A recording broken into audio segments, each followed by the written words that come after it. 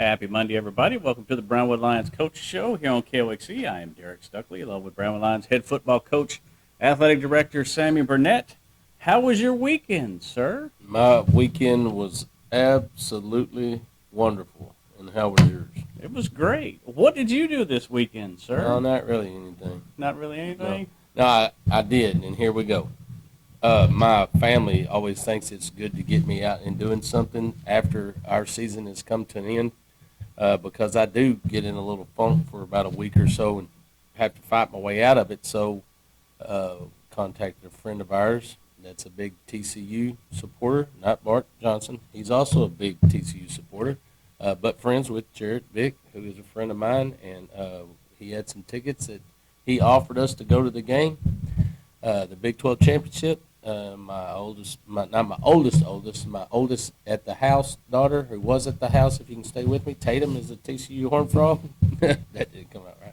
But so we got to see her and have supper with her and take her to her dorm, but got to watch the Big 12 championship. I thought it was an outstanding game, except for the last two plays. I don't critique coaches, but those I would not have done that on the last two plays. You getting 7 yards deep in an I formation and hand the ball to running back when you open up away from the hole like you're going to run a bootleg and hand it to the tailback 7 yards deep when you need a foot. I think I just snapped it to that quarterback that's pretty dang good. And he seemed to be on a roll. Yeah, and let him just go 1 foot and put that sniffer behind him or fullback behind him and just push him on in the end zone and call it ball game. But they did not. But fortunately for them, because they've only lost one game and they got beat by a team in the top 10, a really good football team, in my opinion. They remained at number 3, so still have a shot to play for a national championship. They'll play number 2 Michigan, and those are probably my two favorite teams going on right now, Michigan and TCU. So All right. it was a good Saturday, and then Sunday, you know, Bon Young is a very good friend of mine. He's like my buddy. He's not my friend, but here's the thing. I get a little greedy because he's friends with everybody. He's an outstanding person. But he has lots of friends. I'm just fortunate to be one of them. But told me that he had a ticket available for the Cowboy game on Sunday, and I think my wife was being nice, but getting me out of the house because she didn't want me sitting at home sulking. So she sent me off to the Cowboy game with Bon, and Brandy's, bless her heart, Bon's wife, she stayed at home so I could go participate in the game and got to do that, and they just throttled the Colts, man. It was an outstanding game. Defensively, great plays. I mean, did a good job offensively. They made some good plays, but I enjoy it when I see the defense having the success they had with the turnovers and everything. So I really had a good time. I got home late, but so what, man? Got to live a little, and thank goodness I have good friends that take care of me and give me an opportunity to go do some of those kind of things every once in a while. So I'm truly blessed, had a great weekend. So what did you think of that fourth quarter last night? 5 touchdowns. Yeah, I thought it was awesome. What was nice is they're going into score. It's running out of the third quarter, and Bond's tickets are about, I don't know where they are. They're about on the 10, somewhere in there. Awesome seats, second level. I mean, awesome seats, unless you're down on that end zone. And you see it, but it's not as good. So they flipped it. They had 30 seconds where one play flipped it, so we got to see all the action coming right at us. I mean, right, but he's on the side, like on the home side, and that, I mean, you're in a perfect seat to sit there and watch the entire game. So we got to see all the joys of the fourth quarter happen right in front of us. It was awesome. There was plenty of those in the fourth quarter. And Hooker was, if I'm not mistaken, played for the Colts, so he had a big night against his former team. Yeah. Well, we're glad you made it back from Arlington twice this week. Yeah, I'm lucky, man. I'm truly lucky to have opportunities to do that. I've never got to do it. I mean, I've never done that kind of stuff. And to be able to go, that biggest college game I've ever been to was the Big 12 championship. That was fun. I mean, I had a great time. And then the only thing I didn't like about it, you know, me being sort of crazy, both teams were purple. I'm like, everybody in the stands was wearing purple. I wore my black top though. Well, you got to stand out. I did. I had to wear my black because they said wear maroon. They said wear purple or wear black. Well, I wore black because I don't want any more purple. I've had enough purple to last me a lifetime. I've coached everywhere in the state of Texas. It's purple. I'm sorry. So, but a great weekend. I appreciate those guys allowing me to do that with them. I've been to one Big 12 championship game, but we won't talk about that. Oh, was that? I'll be quiet. I went to the one year that Texas lost to Nebraska. The entire time Nebraska was in the Big 12, I was at that game. So yeah. Anyway, let's talk about more important stuff. Who did they play? Nebraska, Texas. Oh Who wait, did they play Saturday? Saturday. They were resting up for their bowl game. Oh, that's what they were doing. Sorry, I apologize. Hey, they beat Kansas State. They did. There you So go. did TCU. They just didn't beat them twice. Yeah, I'll that's tell you true. this: TCU's offensive line was probably as big or bigger than the Colts' offensive line. They were massive. I was just dumbfounded. I kept telling my wife, man, that offensive line is huge. They were massive human beings. They're pretty good. Kansas State's a pretty good football team. They are. All right, well, let's talk about some Brownwood Lions stuff. Amen. People probably are interested in that. They are. Let's see. We had a busy weekend of basketball. Mm-hmm. So you want to catch us up on that? Yeah, our boys went to the Dublin tournament. They're just, starting to get that oil running through those pistons in that engine, and Coach Parker's got them going. They got all their guys out now. They're trying to whip into shape and find their identity and who needs to be on the court and that kind of stuff. And it's nice when you have sort of our opportunity in football. I had opportunities to put people on the field, and basketball the same way. He has options. Let's figure out the best five that play together, and then maybe who my next five are to sub in to play together and all that. But so they're working that stuff out, but they're having victories as they go. They beat Goldthwaite 80 to 58, and then we're victorious over Stevensville 60-48. So anytime you can beat them, it's just a little bit of icing on top of that cake. So that was good. And then they dropped their game to Dublin by 12. Dublin's a good basketball team. You tip your hat to Dublin. That's also Will Parker's former program that he had running really well before we were able to steal him away from him. So they got a good basketball thing going on there. They've been playing basketball a long time too. So our kids have been going at it for about full force for that varsity team. That roster has probably been going at it for what now, a week?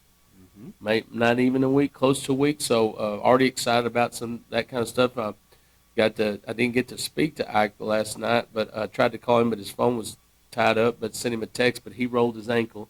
So hopefully I'll find something out on that, and hopefully he's going to be okay, and he's going to be a good part, exciting part of that basketball group. He's a great leader. He's developed into a great leader, and everybody's excited to see him. But he did get stepped on a guy's foot or something, rolled his ankle. So I'm interested to see how bad it is. I hope it's not too bad. So on the girls' side, they went to the Lorena tournament. And they beat Belton 61-27, which was a great victory for them, and also beat Troy. Lost their games to Lorena, Robinson, and Colleen Ellison. Talking to Coach Hort, she said that when they're losing their games, it's just an offensive struggle, but she felt like that her players got better. They gained some confidence they need to grow and develop, and where they may need to be to move forward. So, yeah, I mean, confidence is extremely important in kids.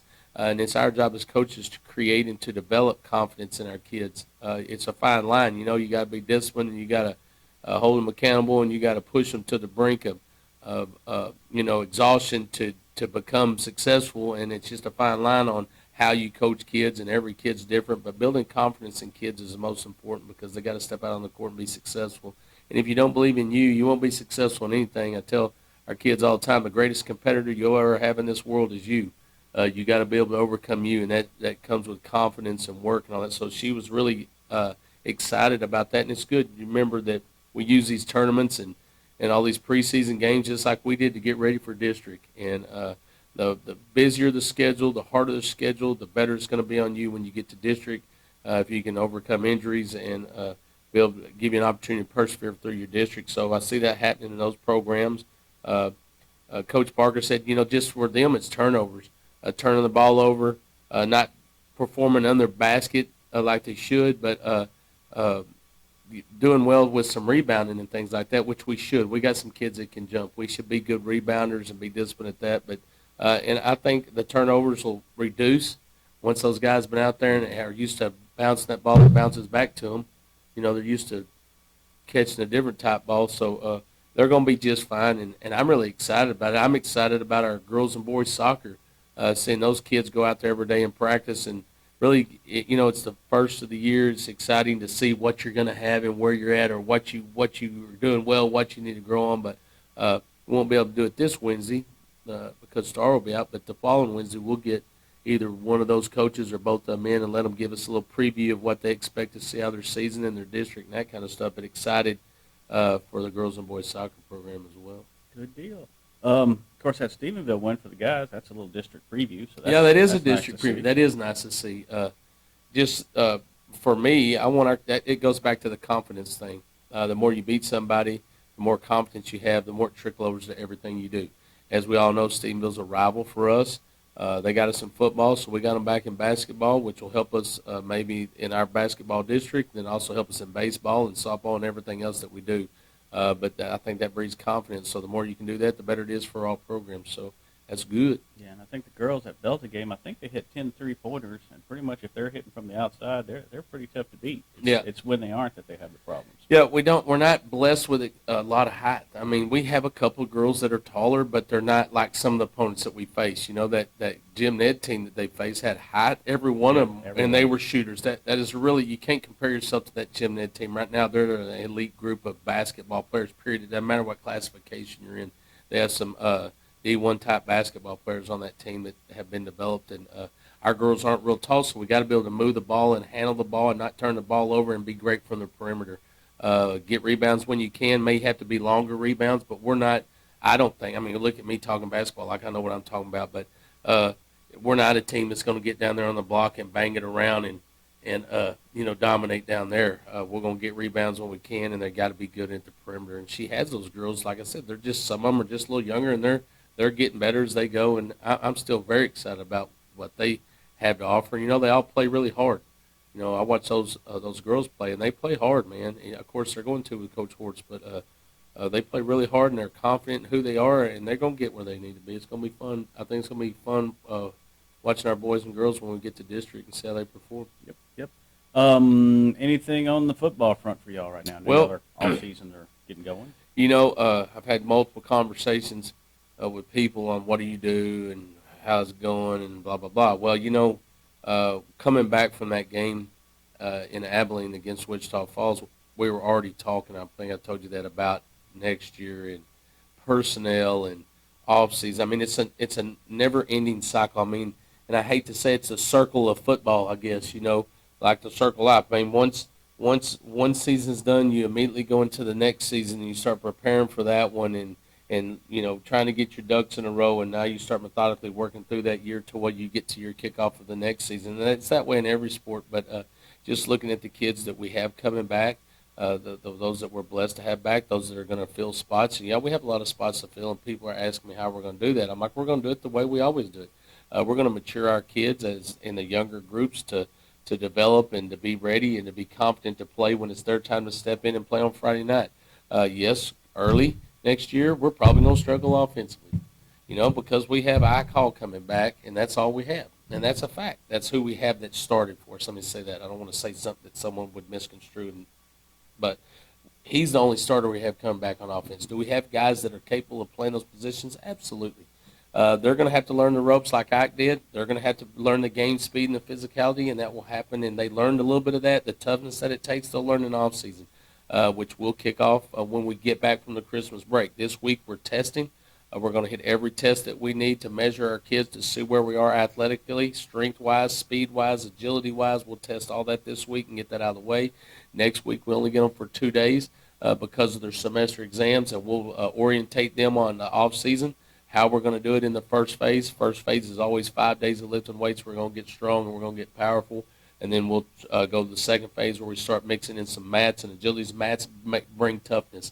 Mats bring toughness. They hate the mats, but mats have always been the stronghold, I think, in Brownwood athletics. I hated doing the mats. Everybody hates doing the mats, but what you get out of the mats is toughness and a desire to go compete because you've been through the difficult stuff. The rest becomes easy. So we're really going to emphasize those mats in our second phase. And then, of course, our third phase is where we live 2 days, which is still getting the same amount of weight but we're doing big 4 instead of big 2, which is you take your 4 big lifts and you hit them in one day instead of 2 and 2, and split those days in half. And then we'll be outside 3 days teaching scheme and philosophy and all that. And, here we go, getting ready for 7-on-7 again. So, what's crazy is people think, oh, that's next year. Well, let me tell you, it's December. Mm-hmm. And then next thing you're going to look up and it's going to be the 1st of April or end of March when 7-on-7 starts, and we're going to be right back at it. So it's just a never-ending cycle. But we're excited about our kids, excited about powerlifting, which is neat. We haven't had a strong powerlifting team in the past, as in numbers, and our kids are wanting to come out. We got seniors staying to do powerlifting. We got juniors that want to be in powerlifting. They want to go win state in powerlifting. That's sort of their motto right now. So I'm excited about that because we got kids that have learned to work and have become strong, and they want to keep doing that. And it's that senior leadership I talked about in those younger classes. A great example, Quentin McCarty, man, that boy, we're going to win state championship powerlifting, coach. So I'm like, I believe you. Let's go do it. And what happens is they become extremely stronger, and that just makes those Brownwood Lions better in everything they do. So I'm excited about where we are, what we're starting. Got to look forward. I can't look back. The good Lord's blessed us with so much to start this year, and regardless if it's what I wanted or not, it's His will, and that's what's meant to be. And your job's to keep on grinding on and doing the work, and that's what we're going to do. So I'm excited, as you can tell, all the way across the board about all sports and what's going on and the leadership that we have in the sporting community. Man, it's truly a blessing, truly a blessing. All right. So what events do we have coming up? What's on the sports schedule this week? We ought to mention that our girls are going to Coleman tomorrow. They'll start at 5:15 with the sub-varsities. Our boys will host at Warren Gym, San Angelo Lakeview. So if you want to get a taste of what the boys basketball program is doing right now, please come out. Tip-off for those younger games will be at 5 o'clock. They'll probably be 5, and they may play them all in the same gym. I'm not going to say anything. I know they start at 5. Where they lined up the schedule, I don't know. And then, of course, it's tournament season for them. So at the end of the week, Thursday, Friday, Saturday, our boys will be at Brady, and our girls will be at Hamilton. And then we'll slip in a little soccer on Friday. Our girls are going to do a little bit of stuff with Alvarado. The head coach of the Alvarado Indians is my nephew's wife. Oh. So I'm going to dress up in I don't know what is the Alvarado Indian? Are they Apache, Comanche, Cherokee? What are they? Because I'm going to dress up in the opposite one and go they're shoot purple. darts. I know that They much. are purple. They are purple. I told her, I said, I'm going to dress up in the Indian outfit and shoot darts at you at the game. So Well, there you go. that's what we got going on this week. All right. Anything else you want to mention today, Coach? Yeah, I better thank those that give us the opportunity to do this twice a week, huh? Yeah. Okay. Auto Glass Magic, Bruner Auto Group, Syntex Body and Paint, Syntex Equipment Sales, Citizens National Bank, Dan Hill Containers, the one and only Dr. Bon Young, Dr. Pepper Bottling Company, Everett Jones Investments, Hendrick Medical, Howard Enterprises, Humphrey Peets, Heartland Funeral Home, Landmark Life, MC Bank, Painter and Johnson Associates, Smith and Sharp Agency, Sonic Drive-In, Stanley Chrysler, Texas Bank, Weldon Wilson Electric, Western Bank, and Willie's Teas. All right. That'll wrap up today's show. You bet. And Unless you got anything else? Yeah, always. Enjoy your day. Have a great day, Brownwood. All right. We'll be back Wednesday on KOXE, KOXE.com, KOX app, and the KOXE Facebook pages.